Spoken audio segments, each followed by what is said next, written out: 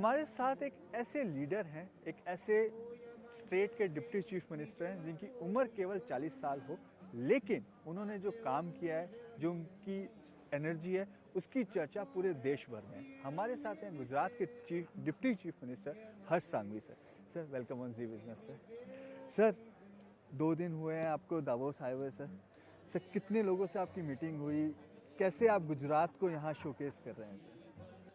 देखिए, सबसे पहले मैं देश के यशस्वी प्रधानमंत्री नरेंद्र मोदी जी का बहुत बहुत आभार मानना चाहता हूँ। राज्य के उप मुख्यमंत्री के तौर पे नहीं, लेकिन एक देश के युवा नागरिक के तौर पे उन्होंने आज देश के करोड़ों करोड़ों लोगों का ऊर्जा बढ़ाई है, देश को एकत्र किया है। आज खास तौर पे गुजरात वो दूसरे राज्यों से थोड़ा ज़्यादा नसीबदार है, क्योंकि हमें मोदी जी के मार्गदर्शन, काफ़ी पहले से मिली है। उनके लीडरशिप, उनका विज़न ये देश को मिले उससे पहले कई साल पहले से हमें मिला। 2014 से पूरे देश का विकास को आगे ले जाने के लिए देश के सभी राज्यों को उनका मार्गदर्शन मिला। आज आप देख सकते हो कि वर्ल्ड इकोनॉमिक फोरम में इंडिया का सबसे बड़ा और स्ट्रॉन्गेस्ट डेलीगेशन आया है। जब दुनिया पूरी सो रही थी तब सुबह 7:30 बजे -10 डिग्रीज में सभी राज्य के डेलीगेशन जैसे एक साथ देश के अंदर अपने अपने राज्यों में दुनिया भर के निवेश ले जाने हैं, उस प्रकार से जो मेहनत कर रहे थे, ये अपने आप में हम सब के लिए बहुत ही गर्व की बात है। हम सब यहाँ पे अपने अपने राज्य को रिप्रेजेंट कर रहे हैं, लेकिन मोदी जी के शासन में एक नया दृश्य आज जरूर से लोगों को देखने मिला। आपने देखा होगा ओपनिंग सेरेमनी में टीम इंडिया के तौर पे अलग अलग पार्टी, अलग अलग विचारों से, अलग अलग क्षेत्र से सभी राज्य यहाँ पे आए हैं, लेकिन टीम इंडिया, न्यू इंडिया सबके चेहरों पे, सबकी जबान पे आज देखने मिला। ये अपने आप में मोदी जी की विज़न का एक बहुत ही बड़ी जीत है। और गुजरात की मैं बात करूँ तो गुजरात ख़ास तौर पे हमारा बहुत क्लियर मानना है और ये प्रूवन है कि गुजरात इन्वेस्टमेंट की बात हो या मैन्युफैक्चरिंग की बात हो या दुनिया भर के जो कंपनीज़ हैं उनकी एस्टैब्लिशमेंट की बात हो, गुजरात ने सालों से ये प्रूव किया है कि हम इन्वेस्टमेंट भी लाते हैं और कंसिस्टेंटली हमारा आता है। हम अचानक ओवरनाइट कोई इन्वेस्टमेंट लेने के लिए नहीं जाते हैं। पिछले कई सालों से यही गति से गुजरात का विकास होता आ रहा है। 2024 की वाइब्रेंट गुजरात में करीबन 45 लाख करोड़ रुपए के एमओयूज हुए थे। यही जर्नी को आगे बढ़ाते हुए वाइब्रेंट गुजरात का नया मॉडल लाया गया, regional vibrant Gujarat. Regional vibrant Gujarat में पिछले 3 महीने में 9 लाख करोड़ से ज़्यादा का एमओयू हुआ है और उसको ही आगे बढ़ाते हुए वर्ल्ड इकोनॉमिक फोरम में जब आ रहे थे उसके आगे के दिन ही मारुति सुजुकी के साथ 35,000 करोड़ रुपए का एमओयू हुआ। कभी किसी ने सोचा नहीं होगा, जब मोदी जी ने गुजरात को ऑटोमोबाइल मैन्युफैक्चरिंग हब बनाने का सपना देखा, विज़न जब लोगों के सामने रखा, तब सभी लोगों के मन में एक ही प्रश्न था, how can Gujarat do it. लेकिन आज देखिए, केवल मारुति सुजुकी नहीं, मारुति सुजुकी है, जेसीबी है, टाटा है, होंडा है, कई ऑटोमोबाइल कंपनी ने उनका मैन्युफैक्चरिंग हब गुजरात में बनाया है। मैं केवल मारुति की बात कर रहा हूँ आपको। 1 साल के अंदर by 2030 Maruti Suzuki will manufacture more than 20 lakh car. ये अपने आप में बहुत बड़ा फिगर है सर। तो गुजरात की ये खासियत रही है पहले से कि हम अचानक कोई चीज़ ऐसा नहीं है कि आज दौड़ने लगे कल वापस बंद हो गया। हम लोग हर चीज़ में कंसिस्टेंट प्लानिंग करते हैं और वही प्लानिंग के साथ हम आगे बढ़ रहे हैं। डावोस में हम यहाँ कोई एमओयू की कंपटीशन के लिए नहीं आए हैं, क्योंकि इन्वेस्टमेंट तो हमारे कंसिस्टेंटली चलते ही रहते हैं गुजरात में। लेकिन सर आपको लग रहा है कि कंपटीशन बढ़ रहा है आपस के स्टेट्स में? जैसे पहले वाइब्रेंट गुजरात होता था, अब रीजनल या अलग अलग स्टेट्स अपने यहाँ इन्वेस्टमेंट सबमिट करते हैं, यहाँ पे भी 10 स्टेट्स अपने आप को शोकेस कर रहे हैं, तो ऐसे में गुजरात के लिए भी कंपटीशन क्रिएट हो रहा है? देखिए, हेल्दी कॉम्पिटिशन्स तो चलते ही रहने चाहिए, और मैं ये मान रहा हूँ कि जैसे मोदी जी के मार्गदर्शन में जब वो गुजरात के मुख्यमंत्री थे तो गुजरात को फायदा मिला। अब वो देश के प्रधानमंत्री बने तो देश के हर राज्य को ये फायदा मिल रहा है। तो अपने आप में मोदी जी का ये यूनिक स्टाइल है, और खास तौर पे गुजरात की ये जो पैटर्न है, वो अगर पूरे देश के युवाओं के लिए उनके सपने साकार करने के लिए अगर ये पैटर्न सबके लिए यूजफुल है तो उसमें गलत क्या है। हम हेल्दी कंपटीशन जरूर करते हैं, लेकिन आज आपने देखा होगा कि यहाँ सभी स्टेट एक दूसरे के सपोर्टिव सिस्टम में आए, चाहे वो कोई भी पार्टी से, कोई भी क्षेत्र से, कोई भी विचारधारा से हो, लेकिन टीम इंडिया की स्पिरिट ज्यादा दिखी।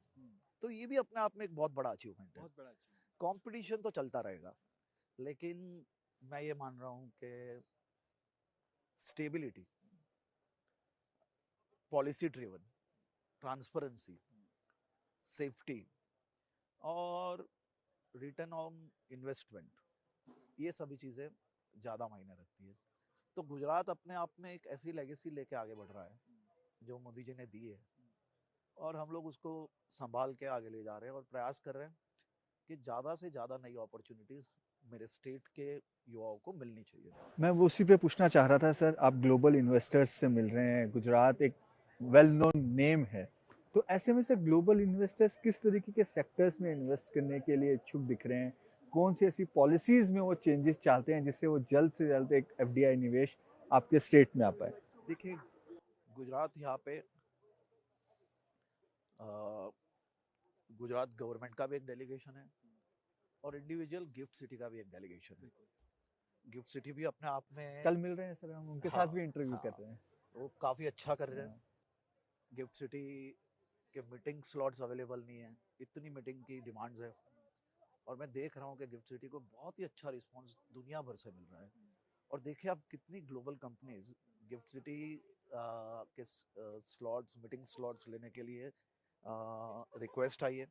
तो ये अपने आप में एक बहुत ही बड़ी सफलता है। गुजरात की मैं बात करूँ तो खास करके defence cluster, data centres, AI, textiles, smart manufacturing units, और खास करके जो पार्क्स है और क्लस्टर डेवलपमेंट, उसके लिए सभी सेक्टर्स की मोटा मोटी मीटिंग्स हम लोग डावोस के अंदर कर रहे हैं। पिछले 2 दिन में हमने काफ़ी लोगों से मीटिंग्स की है, और आने वाले 2 दिन भी इसी प्रकार से हम लोग मीटिंग्स कर रहे हैं। तो ये सभी सेक्टर्स के अंदर हमारा फोकस है। और उसके अलावा भी गुजरात ऐसा है कि गुजरात हमेशा हम वो लोग रिजिड नहीं है, हम लोग इगोइस्ट नहीं है। हम कभी भी ये नहीं सोचते कि हम लोग ये लेके आए हैं तो हम इतने ही लोगों से मीटिंग करेंगे, यही सेक्टर में हम डिस्कशन करेंगे।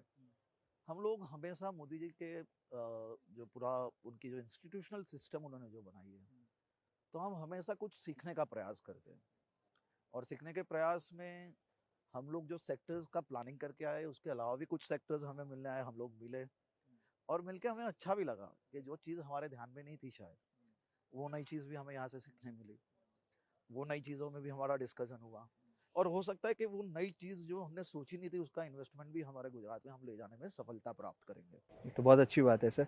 सर 2036 का कॉमनवेल्थ गेम भी सर अहमदाबाद गुजरात में होने वाला है सर, तो उसकी किस तरीके से तैयारी हो रही है? क्या वो भी एक शोकेस का पॉइंट रहा यहाँ पे दावोस के अंदर? सी ऑब्वियसली हम लोग काफ़ी बड़ी renowned international sports event Gujarat में लाने में सफलता प्राप्त हुई है। कॉमनवेल्थ से पहले हम लोग international police and fire games भी कर रहे हैं, जिसमें 12,000 से ज़्यादा एथलीट्स पार्ट लेंगे। जो भी अपने आप में बहुत ही बड़ी चीज़ है, वेरी बिग थिंग।